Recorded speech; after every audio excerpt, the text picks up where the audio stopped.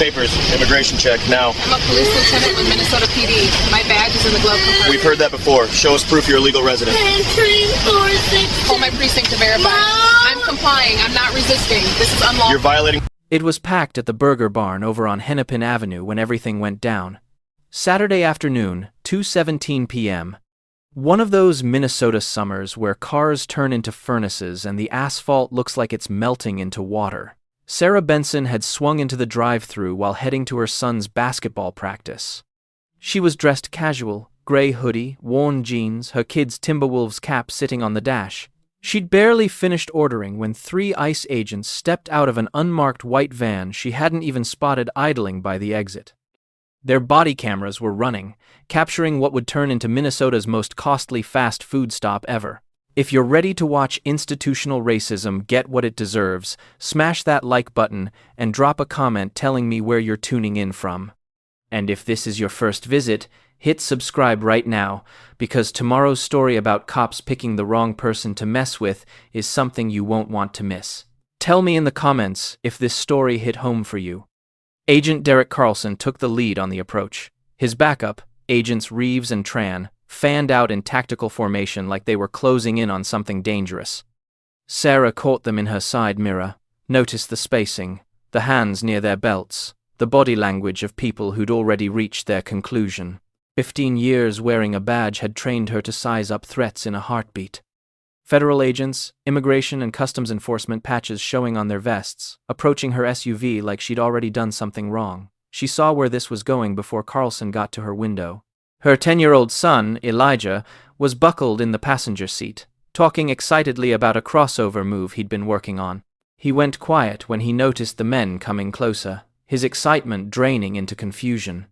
Afternoon, immigration and customs enforcement. We're running a compliance check in the area. Going to need ID and proof you're legal.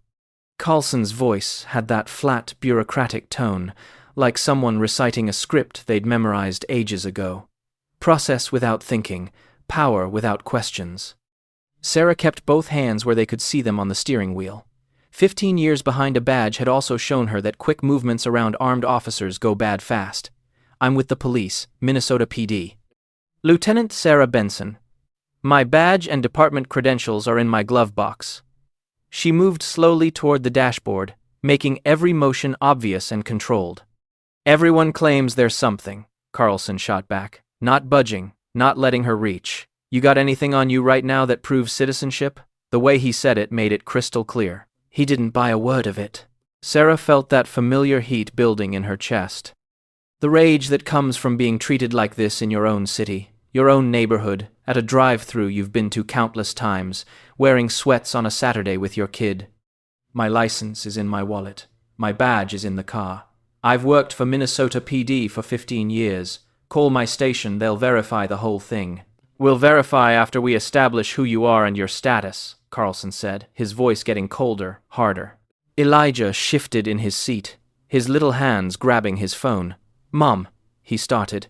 It's fine, sweetheart, Sarah said gently, eyes staying on Carlson. Just stay calm. But nothing was fine. Reeves stepped to the passenger side, looking in at Elijah like he was searching for drugs. Tran moved to the back, blocking any way out. The van had them boxed in from behind. She was trapped. Sarah reached carefully for her wallet in the center console. Carlson's hand went to his belt. Stop. Don't reach for anything. Get out of the vehicle. I'm getting my ID, Sarah said evenly, her training taking over. You requested documentation. It's right here in my wallet. Step out of the vehicle now. The order hung heavy in the air.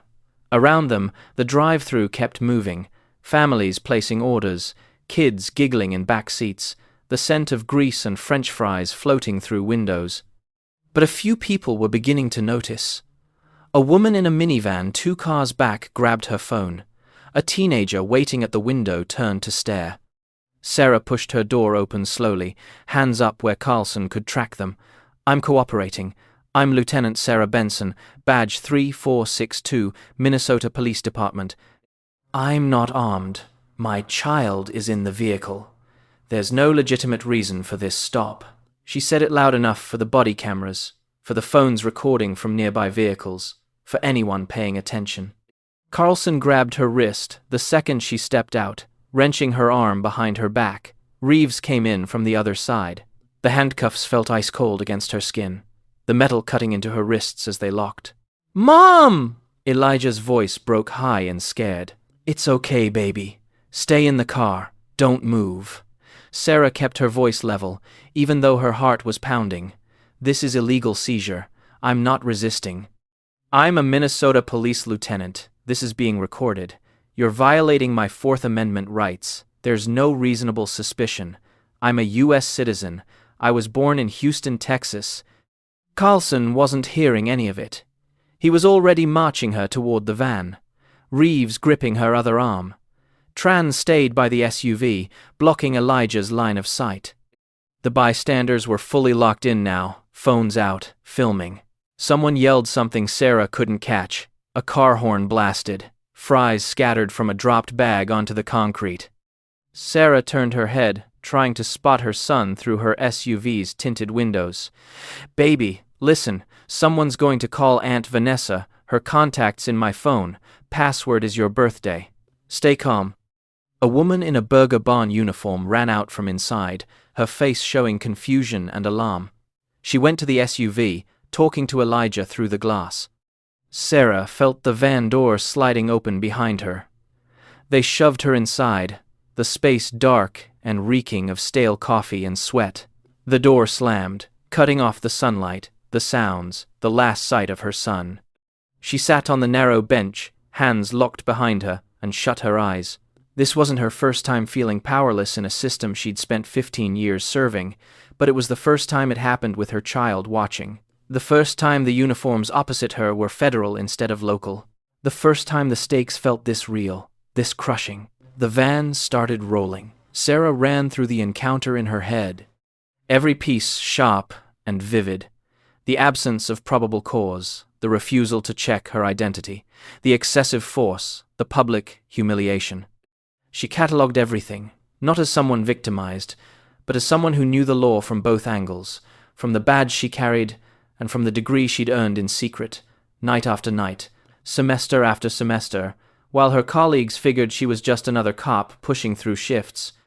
That law degree, hidden from her department to dodge whispers of being overly ambitious, the quiet hostility in a profession where women, especially black women, were already walking on eggshells, was about to become her strongest weapon. The van rolled through Minneapolis streets, taking her toward a holding facility she'd never experienced from this side of the cage. Behind her, in the drive-thru she'd left, her son sat alone in an SUV, surrounded by strangers holding cameras, waiting for someone to tell him his mom was coming back. Sarah opened her eyes. She would return, and when she did, she'd make certain this never happened to anyone else again. The van turned a corner, and the city blurred past the tinted glass. Streets she knew made strange by the view from inside a cage. Her Texas heritage ran deep, back through generations who'd battled for the right to live freely in a nation that constantly questioned their place. Freed slaves who'd marched, who'd organized, who'd refused silence. She'd come from Houston to Minnesota, pursuing a law enforcement career, believing she could create change from within. And she had. 15 years of solid work, awards, respect from colleagues. But none of that counted when 3 agents saw her skin before they saw her badge. The law degree had been her quiet act of defiance. Night classes while Elijah slept at her sister's online coursework between shifts. She'd kept it under wraps, not from embarrassment, but from calculated strategy. In a department where ambition could look like arrogance, where a black woman climbing too quickly drew unwanted attention, the degree was her safety net, her advantage. Now, handcuffed in the back of a federal van, she was thankful for every late night, every case study, every constitutional law exam because she understood precisely what rights they were trampling, and she knew exactly how to make them answer for it. The van slowed, then came to a stop. The door swung open, flooding the space with harsh afternoon sunlight. Sarah Benson stepped out into her next battle. The ICE facility reeked of industrial cleaner and old coffee, the kind of building designed to strip people of dignity before processing even started. Sarah was walked through the intake zone, still handcuffed, her wrists throbbing where the metal had bitten in during the drive. Voices bounced off tile floors, agents moving paperwork around, keyboards tapping, phones ringing in far-off offices. Nobody looked at her. She was just another file, another number, another body flowing through the machine. They put her in holding cell 6, concrete walls painted institutional beige, a metal bench bolted down, fluorescent lights overhead buzzing with a pitch that drilled into her head. The door clanged shut behind her, the sound absolute and final. Sarah sat down, hands still locked behind her back, and let the cold sink in. Time worked differently in lockup. Minutes dragged into hours, each one tracked only by the shifting quality of light coming through the small window up near the ceiling. She counted her breaths, went through the detention protocols she'd learned in training from the other perspective, dissected every procedural mistake she'd seen in the past 3 hours. No Miranda warning, no probable cause, no reasonable suspicion beyond the shade of her skin in a suburban drive-through. Fourth Amendment violations piling up like evidence in a case she was already constructing in her mind. The door swung open. Agent Carlson walked in holding a clipboard with a woman Sarah didn't know. Agent Voss, according to her nameplate. "State your full name," Carlson said, not glancing up from his forms. "Sarah Benson, Lieutenant, Minnesota Police Department, badge 3462. Carlson scribbled something. "Place of birth? Houston, Texas, January 14th, 1984. Parents' names?" "This is illegal detention," Sarah said, her voice controlled. "You have 0 legal grounds for holding me. I've identified myself repeatedly. I'm a sworn law enforcement officer. I'm a United States citizen. You've violated my constitutional rights, and every minute I stay here increases your liability." Voss looked up at that. Something shifted in her expression. Uncertainty, maybe, or the first hint of doubt. "We're following standard procedure," Carlson said. "Once we confirm your claims, you'll be processed out." "You could confirm with 1 phone call," Sarah replied. "You could have confirmed at the scene. Instead, you arrested me without cause, handcuffed me in front of my minor child, and transported me to a federal facility, all of which is captured on your own body cameras." She let the words sit there, sharp and precise. The agents looked at each other. Voss walked out without saying anything. Carlson followed, the door slamming behind them. Sarah breathed out slowly, her mind recording the exchange. The hesitation, the poor coordination. These weren't experienced professionals running a legitimate operation. These were agents following orders without grasping the legal structure that was supposed to guide them. She'd witnessed it before in her own department. Officers who mixed up authority with being right, who confused procedure with fairness. The difference was she'd spent 4 years in law school learning exactly where those lines got fuzzy and how to sharpen them back into clarity. The night classes had begun 3 years into her career with Minnesota PD, after too many run-ins with department lawyers who talked over her, dismissed her input, treated her legal questions like nuisances. She'd enrolled quietly, telling only her sister Vanessa, who babysat Elijah on the nights Sarah drove across town to lecture halls that smelled like worn textbooks and determination. Constitutional law, criminal procedure, civil rights, litigation. She'd soaked it all up, while her colleagues assumed she was home binge-watching shows, while her supervisors praised her solid police work without ever guessing she was becoming something more threatening than a competent cop. She was becoming a cop who grasped the law well enough to tear it apart. She graduated summa cum laude, passed the bar on her first try, and told nobody. Because in a profession where being a black woman already meant maneuvering through unwritten rules and invisible limits, adding lawyer to her resume felt like strapping a target to her chest. Overqualified, intimidating, too hungry for her own good. So she kept it quiet, tucked the degree away like a loaded gun she might need eventually. Today, apparently, was eventually. The fluorescent lights flickered. Sarah shifted on the bench, trying to relieve the pressure on her wrists. Outside the cell, voices rose and dropped. Footsteps echoed down hallways. Somewhere, a phone rang 17 times before anyone picked up. 3 hours and 42 minutes after she'd been detained, the door opened again. Agent Voss came in alone this time, her face carefully blank. "We've confirmed your identity with Minnesota PD. You're free to leave." Sarah stood slowly, her legs stiff from sitting. "I need your body camera footage. I need the incident report. I need names and badge numbers of everyone who participated in my detention." Voss paused. We'll need to process that request through official channels." "I'm making the request right now," Sarah said, "and I want it on record that I'm making it. This was unlawful detention. I was seized without probable cause, held for nearly 4 hours, separated from my minor child. I'm entitled to that documentation." Voss nodded, something resembling respect showing in her eyes. "I'll note it in the report." They removed the handcuffs in the intake zone. Sarah rubbed her wrists, feeling blood rushing back into her fingers. A supervisor materialized, someone higher up the food chain, with graying hair and a suit instead of tactical gear. He offered what he obviously considered an adequate response. "We apologize for the inconvenience," he said, his tone implying this was all a small bureaucratic glitch. "Standard procedure in these operations. You understand?" "Inconvenience," Sarah echoed, letting the word settle. "You detained a police lieutenant without grounds, ignored her credentials, traumatized her child, and held her for nearly 4 hours.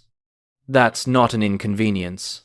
That's a civil rights violation, and I will be taking legal action." The supervisor's face hardened. "You're free to file a complaint through proper channels." "I will," Sarah said. "And I'll be hiring an attorney. Expect to hear from my lawyer." She walked out of the facility into the late afternoon light, free but not restored, released but not cleared. Her SUV was in the impound lot. Elijah was safe. Vanessa had gotten him from the drive-thru. The bystander who'd helped him had waited until family showed up. But the damage was real.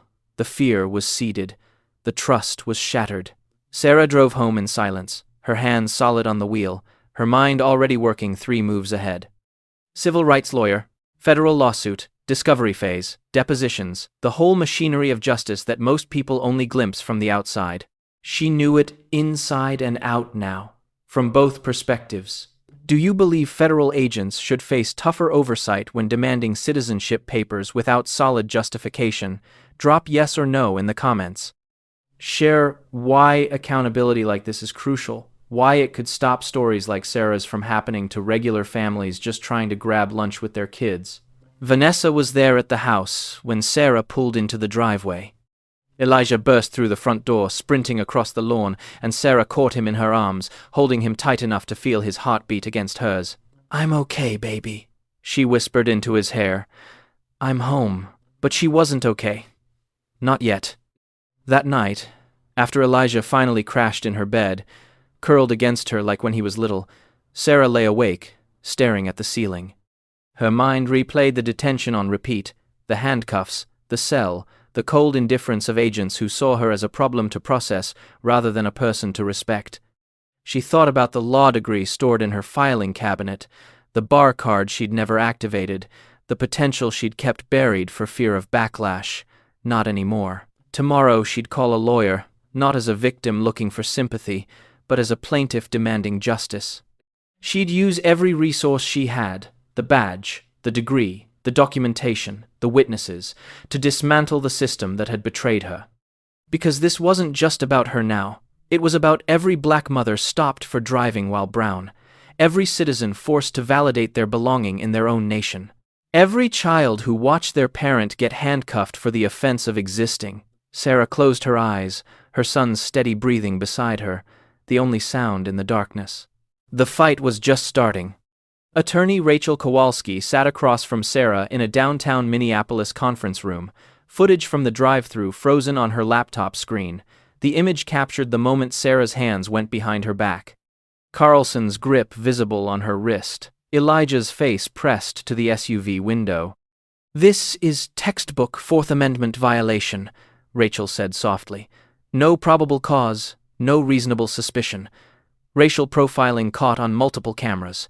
Her fingers tapped against the table. "They're going to push for a fast settlement." "Good," Sarah replied. "Because I'm not looking for fast. I want a trial." Rachel looked up, surprise crossing her face. Most clients in your situation would grab the settlement. Federal cases are brutal, time-consuming, expensive. I know, Sarah said. I also know settlements come with NDAs. They hide the problem, shield the system, and guarantee it happens to somebody else next month. I want this public. I want a verdict. Rachel studied her for a long beat, then nodded slowly. Then we take it to trial. The lawsuit filed 3 weeks later named the United States government and agents Derek Carlson, James Reeves, and Linda Tran as defendants. The charges were precise and brutal: unlawful detention, racial profiling, Fourth Amendment violations, infliction of emotional distress, deprivation of civil rights under color of federal authority.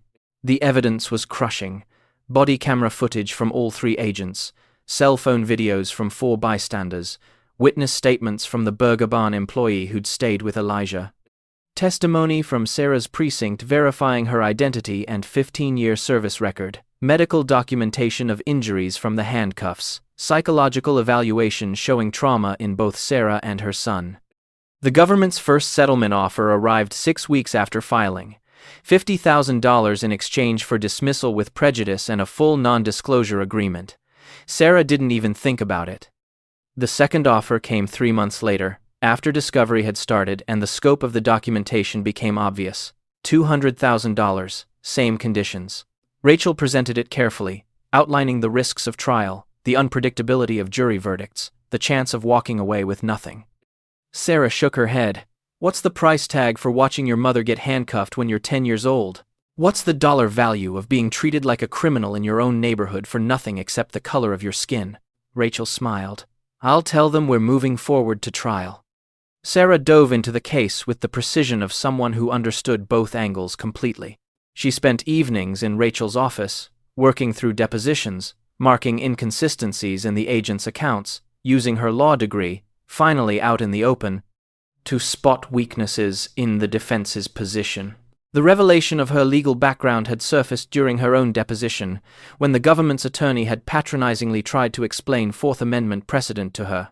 I'm familiar with Terry v. Ohio, Sarah had said calmly, and Tennessee v. Garner, and Wen v. United States. I have a JD from the University of Texas School of Law. I passed the bar 3 years ago, so when I tell you this detention violated clearly established constitutional rights, I'm not speaking as a regular person. I'm speaking as an attorney who documented every legal violation in real time while your clients were illegally detaining me. The room had gone dead silent. The trial started on a cold morning in February. The Minneapolis courthouse jammed with off-duty officers in uniform, community activists wearing solidarity shirts, and media teams recording every second. Sarah walked in wearing her dress blues, her service medals on display, her bearing that of someone who'd spent 15 years commanding respect in dangerous places. The prosecution's case was methodical and devastating. Rachel played the synchronized footage, body cameras and bystander phones capturing the same moments from different perspectives. The jury watched Sarah identify herself calmly, over and over, while the agents brushed her off. They watched her hands stay visible, her movements slow and careful. They watched Elijah's face fall apart as his mother got handcuffed.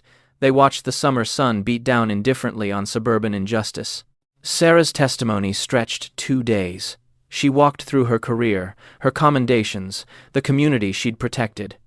She described the detention in exact detail, the fear, the humiliation, the desperate effort to keep her son calm while 3 federal agents treated her like prey. And then Rachel asked the question that shifted everything. Lieutenant Benson, you've mentioned your understanding of the legal violations occurring during your detention. Can you explain how you knew the agents were overstepping their authority? Sarah met the jury's eyes. I have a law degree from the University of Texas School of Law. I earned it while working with Minnesota PD, attending night classes and online courses for 4 years. I kept it private because in law enforcement, especially as a black woman, being seen as overeducated or overambitious can create career obstacles. She paused. But during my detention, I used that training to mentally record every constitutional violation. I knew they lacked probable cause. I knew the detention exceeded reasonable boundaries. I knew my rights were being systematically violated, and I knew I'd have to prove it eventually. The courtroom went completely silent. The defense attempted to recover, arguing reasonable actions based on area intelligence, referencing vague threats that justified the operation, but cross-examination shredded the arguments. No intelligence reports submitted, no documentation of threats, no explanation for why a police lieutenant with a visible Minnesota driver's license offering identity verification constituted reasonable suspicion of immigration violations. The racial profiling was impossible to deny. The violation of rights was transparent. The trauma was proven. The jury deliberated for 6 days. When they came back, the forewoman read the verdict in a firm voice that reached every corner of the crowded courtroom. Guilty, on all counts. The damages phase started right away. Expert witnesses testified about Sarah's PTSD symptoms, the hypervigilance, the nightmares, the panic attacks sparked by seeing federal vehicles. About Elijah's anxiety, his fear of police, his sleep disruption. About the career Sarah had cherished becoming a source of anguish. Every uniform, a reminder of how the system had abandoned her. The jury awarded $16.7 million in compensatory and punitive damages. The courtroom exploded. Supporters roared. Officers in the gallery stood in support. Media crews scrambled to file reports. The defense sat motionless, shocked by the scale of the verdict. Sarah stayed still, her hands folded in her lap, her eyes shut. It wasn't about the money. It had never been about the money. It was about the precedent, the statement, the undeniable record that what had happened to her was wrong, illegal, unconstitutional, and would not be accepted. The aftermath unfolded quickly. Carlson, Reeves, and Tran were suspended pending internal investigation. The regional ICE office initiated reviews of operation procedures. Policy changes were announced, carefully phrased statements that sidestepped admitting systemic racism while promising unclear improvements. Sarah retired from the Minnesota Police Department 6 months after the verdict, taking her pension and her service medals and stepping away from the career that had shaped her adult life. But she wasn't finished fighting. She used part of the settlement to create scholarships for underprivileged kids on Elijah's basketball team, making sure that families who couldn't cover equipment or fees had access to the program. She funded community initiatives, youth mentorship programs, resources for single mothers juggling work and parenting. And she opened a legal aid clinic focused on immigration detention cases and civil rights violations. She brought on 3 attorneys, 2 paralegals, and a victim advocate. She handled cases personally, using the law degree she'd concealed for years to dismantle the same system that had detained her. The work was quiet, systematic, unglamorous. No cameras, no announcements, just case after case of people whose rights had been trampled, whose voices had been silenced, whose belonging had been questioned in their own country. Sarah Benson, the police lieutenant who'd been handcuffed at a drive-thru, became Sarah Benson, the attorney who converted personal trauma into systemic transformation.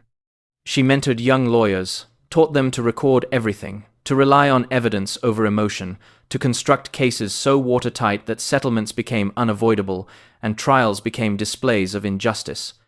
She spoke at law schools, sharing her story not for pity, but as a case study in how underestimated power becomes unleashed power, how quiet preparation meets unexpected opportunity, how one person's determination can spread outward to shield countless others. Elijah grew up watching his mother transform pain into mission. He saw the clients who entered her office broken and left with hope. He learned that justice wasn't a single event but an ongoing practice. That strength wasn't about control but about persistence. That belonging wasn't something anyone could force you to prove. It was something you claimed through existence and defended through action. Years down the line, when reporters asked Sarah if she'd go through it all again, the detention, the lawsuit, the public scrutiny, she thought about the question carefully. "I wouldn't choose the trauma," she said finally, "but I'd choose the fight every single time." Because her Texas heritage ran deep, back through generations who'd refused to stay quiet, who'd organized and marched and demanded recognition in a country built on their work and sustained by their strength. Freed slaves who'd fought for civil rights long before the phrase became a legal concept. ancestors who'd understood that freedom wasn't given. It was claimed, protected, and handed down to the next generation. Sarah had inherited that legacy, and she was carrying it forward. The drive-thru where she'd been detained put up a memorial plaque, not to honor her suffering but to remind the community that injustice witnessed is injustice documented. That phones and cameras and witnesses count, that regular people hold extraordinary power when they decide to use it. Sarah Benson never went back to that burger barn. But every Saturday on her way to watch Elijah play basketball in a program she'd helped support, she drove past it and remembered the fear, the cold metal, the fluorescent lights, the moment she decided enough was enough. She remembered that power underestimated is still power, that truth documented and defended persists, that justice isn't theater, it's process. And in the quiet work of helping one client at a time, she discovered something the $16.7 million could never purchase. Purpose that went beyond the trauma, meaning that outlasted the pain, legacy that would ripple forward long after her story disappeared from headlines. The summer sun still shines on Minneapolis drive-thrus. Families still order burgers and fries. Kids still practice crossover moves before basketball games. But somewhere in that everyday routine, in the gap between ordering and paying, between leaving home and reaching practice, Sarah Benson had drawn a line. This far, no further. Not to her, not to her son, not to anyone. And the system had learned, expensively, publicly, undeniably, that some lines once crossed come with costs too high to ignore. If you enjoyed this video, make sure to smash that like button, subscribe, and turn on the notification bell so you don't miss the next story. Share this video with someone who needs to hear it. And let's keep growing this community together. And before you leave, drop a comment below. I'd love to hear your thoughts on what resonated with you the most. Until next time, stay safe, stay curious, and I'll catch you in the next one.